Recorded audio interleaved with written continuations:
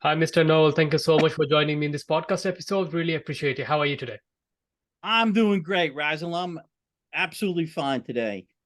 Yeah, that's Good great. Happy start to New a new Year. year. Yeah, yeah. It's been a great pleasure to have you on the show. And it's a new year, new season. Everything is a new vibe, isn't it? Like this is week we are back to work again after holiday season, Yeah. and super Back excited. to work. Back to the real world. Yeah, back to real world. So in the real world, we have like a lot of companies, which is interesting topic we have to talk about, like how companies can run effectively without losing their core values and be more efficient. So you are expert on that topic, and you've been working with a lot of business owners in the past, and currently you are still working with them. So before we get to the topic, I'd love to know more about you, your journey, how you become an entrepreneur yourself. Absolutely. Well, I began my career, Razzle, as a chemical engineer, and I worked for some large blue chip companies in the United States. I worked on projects overseas, even early in my career. But unfortunately, I did not feel that I was really being fulfilled in my purpose in working with these blue chip companies. And so as a result, I was on a search to look for organizations that would allow me to build teams. And funny enough, it brought me to the United States military, where I served for 6 years on special operations units Mhm. and really understood how high performing teams work. And then I took that back into industry, and then really restarted my career from a whole new vantage point, working with a diverse group of individuals to really bring higher levels of value to the companies that I work for at that point in my career. Yeah, that's great. And how long have you been in the business? Been in business a number of decades, Razzle. This is the beginning of my fourth decade. Oh, wow. Congratulations. Thank you. It's been a It's a great long time. ride. I've loved it, and I've got a lot of exciting things in the coming years. So I'm really fortunate, quite blessed to have had a really good Mm. career, and I continue to learn and thrive and provide value to my clients. Yeah, definitely. It's not easy things to do, like you're doing running a business for 40 plus years, because a lot of businesses goes out of business in the first 5 years, and we know that. So yeah, with your experiences, and you've been working with the business owners for decades, and you find a way like how businesses can run effectively without running their core values. So how is that possible? A lot of people misunderstand the principle. They forget about the core values wherever they started with. When they started a new business, they probably had the core values, the vision, but as they more grow, more adapt, they forget about that, and they team members and everyone not motivated anymore to work on the environment. So with your philosophy, how can someone keep the core value and grow effectively and do like a day-to-day activity in a normal way? It's really important for companies, for executives that are growing their business to really understand what got them to where they're at. Mm, What are their personal core values? And what do they really want their business to be known for? yeah. Do they want their business to be known for adding value to help others? Or do they want their business to be known for simply making dollars? And then once that's understood, it's extremely important for the leader to make sure that everybody that is working with him or her in the executive team to understand what those core values are and to make sure that they're disciples of those core values and bring that down into the organization in a consistent manner, maintaining high levels of accountability and making sure not to sell themselves out and to lose their core values in the process of growing their business. Mm. Yeah, that's the important thing. And it's it is also important to know that like a whole team members, whoever the CEO and top level executive, follow the same principle as them. So is early on, like a lot of founders, they do the mistake, like they don't tell the core principle to their organization. They think about themselves, they probably written down somewhere or probably on their head, but it's not actually practice themselves on a day-to-day basis. So how can someone like makes everyone aligned on their philosophy or the core value so everyone can follow, even though they're actively running the businesses? Because not all founders are CEO, not all founders are like actually managing the whole team of people. Like if it's a small team, like 4 or 5 people, probably the founder could be managing the whole team. But if it's like 100, 200 people in the organization, the founder may not be like managing the whole team. The core value is not going to be whole team organization wouldn't know.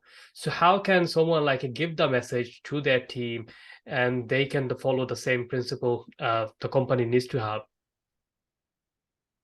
Yeah, it's a good question.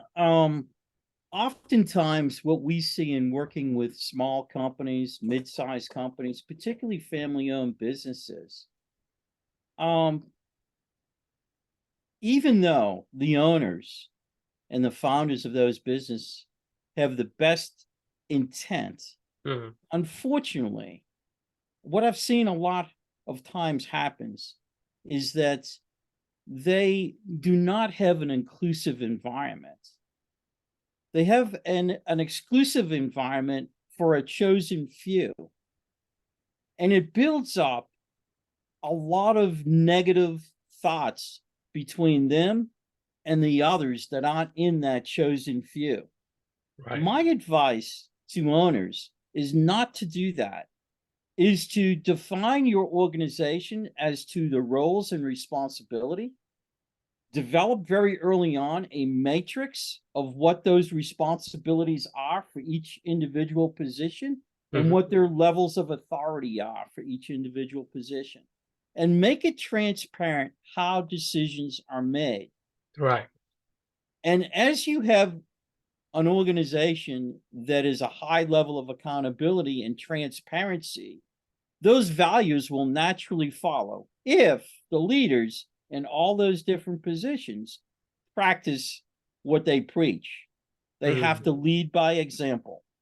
And so I think if you lead by example, have transparency in the organization, and have a very forthright, well defined level of responsibility and authority for each individual, all the right things will fall into place. Unfortunately, oftentimes that's not done. And this exclusive group of people that are in that in crowd Yeah. begin to build animosity between them and the others. And unfortunately, the others are the ones that do the bulk of the work. Right. Yeah, definitely. Totally agree on that. So, what type of like a principle, core principles a company should have, you think? Like a lot of startups, they don't know like what type of principle they have. They probably motivated to money, right? We need to make X amount of money or X amount of revenue, or then we can take an exit from the business. And they don't think about the customer or their team. So, with your experiences, you work with a lot of founders or like CEOs. What are the actual core principles should have so you actually thrive the company and everyone's going to be motivated to work in the organization? I think the first thing is very fundamental. What is the value that the organization delivers to its customers or clients? Yeah. What is it?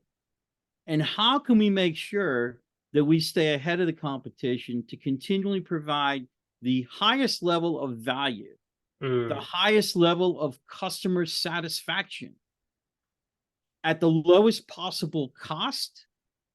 Although we don't want to get into that low cost, but we do want to utilize technology to the fullest extent possible to provide excellent services, excellent products, high levels of customer satisfaction with the lowest possible cost and the highest levels of profitability. yeah. That's really what we want to do as far as the business is concerned. Now, how do we get people to do that? We have to have high levels of accountability, high levels of transparency, openness, and really good communication.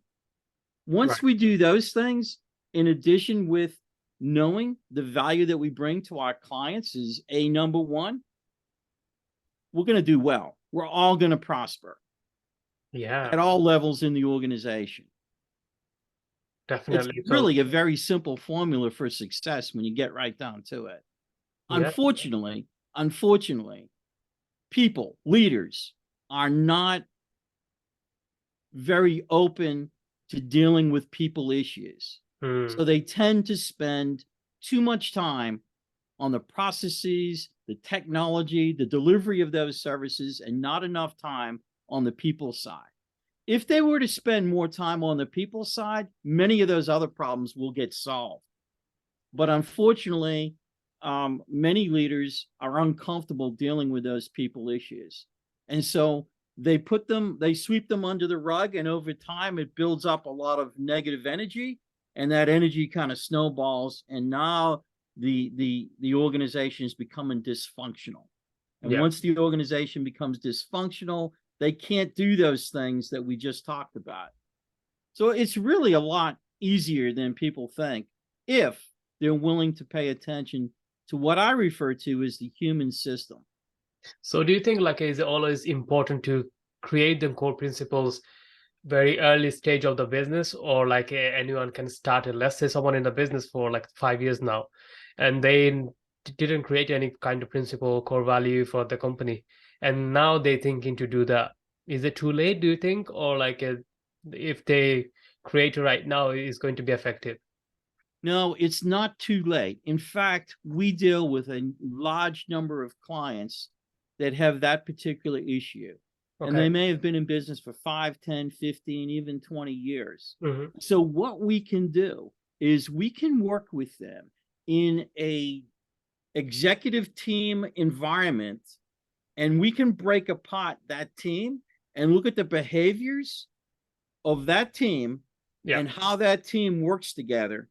And then we can help that team facilitate what those core values should be going forward and how they're going to communicate that down to their entire organization.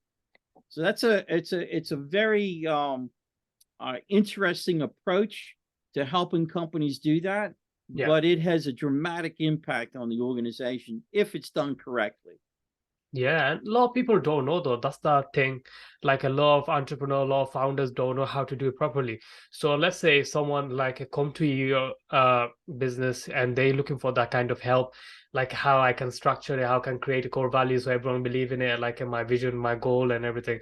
So how do you help someone like as a founder? Let's say it's me, I'm coming to you, Noel, I need help to create some kind of core value for my organization, and well, we can create something like it which is going to work for our business.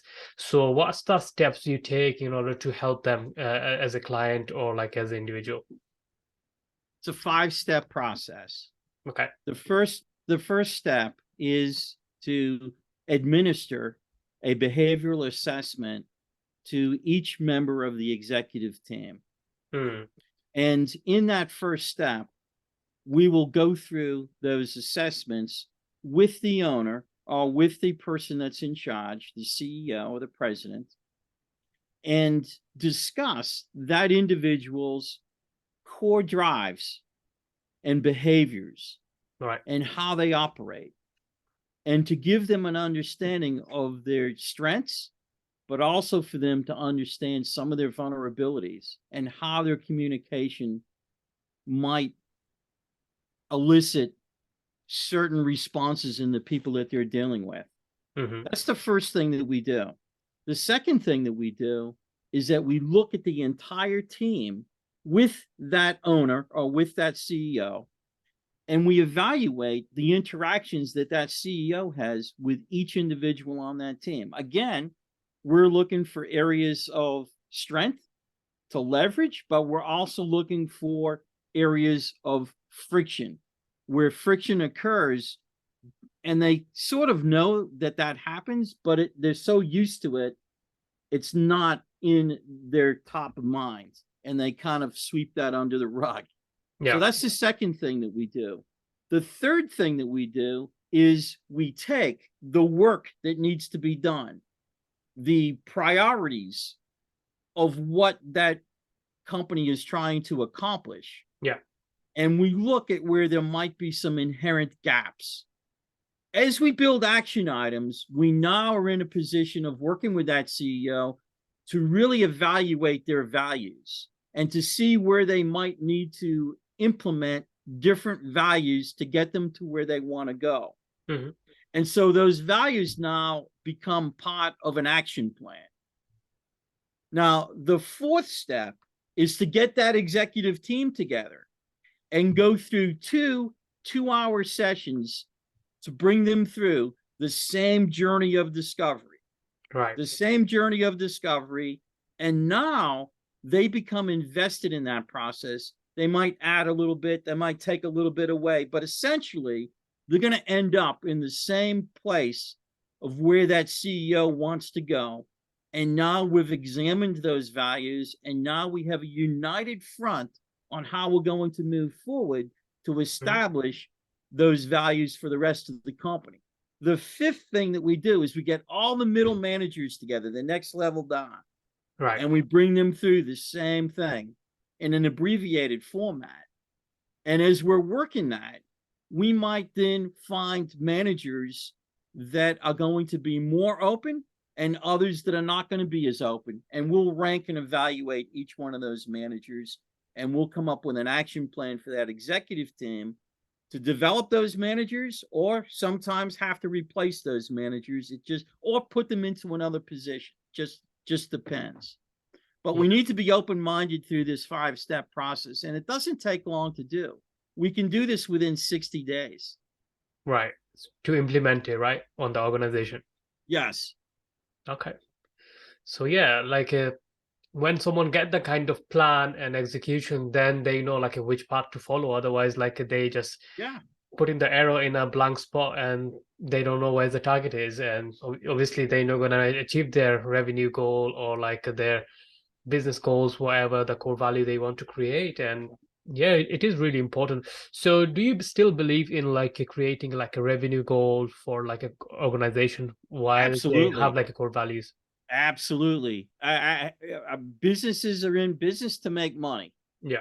And all of the decisions made in a business should be done on what the business needs. Mm-hmm. And as I said in the beginning of our conversation today, it's very important to understand the value that the organization brings to its customers or clients. And so the metrics are going to be financial metrics, and they're also going to be behavioral metrics. Right. And the behavioral metrics will be a leading edge indicator for how the financial metrics will end. So instead of looking at when costs start to go up and profit starts to go down, we're going to be looking at behavioral trends within the organization before we even see it on dollars in the balance sheet. And we want to get ahead of all that. So that's why the human system is so vitally important to the success of the organization. And those companies that pay attention to the human system, in addition to their management operating system, are going to be way, way better off than the vast majority of other companies that only spend time on the management operating system. Right. Yeah. It's a trap. Yeah, that's really interesting. So yeah, Mr. Noel, we are coming to the end of this podcast. It's been a great conversation with you. So those who are Excellent. listening, if anyone wants to create that kind of system or need a kind of help, where is the best place to find you? Very easy. You can look us up on www.consultdibona.com and consultdibona.com, or you can email me, Noel, Noel, at consultdibona.com. I'll be very happy to engage in conversation and have a short chat. And we're always looking to develop our relationships with prospective clients. So thank you so much, Razzle. It's been a pleasure of mine to be part of your podcast. Thank you. Yeah, the pleasure was mine. And yeah, thank you so much for coming today. And I hope you have a wonderful new year. And the whole new year, you get great health and great business. And thanks for coming today. Thank you, Razzle. The same to you. Have a great 2023. Look forward to continue our discussions. Yeah, you're most welcome. So that's a wrap, guys. Thank you so much for listening to this podcast episode. I hope you got some value from it and enjoyed it. So if you need to work with Noel or want to learn more about him, so just reach out to him. And until then, I'll talk to you in the next episode. Take care.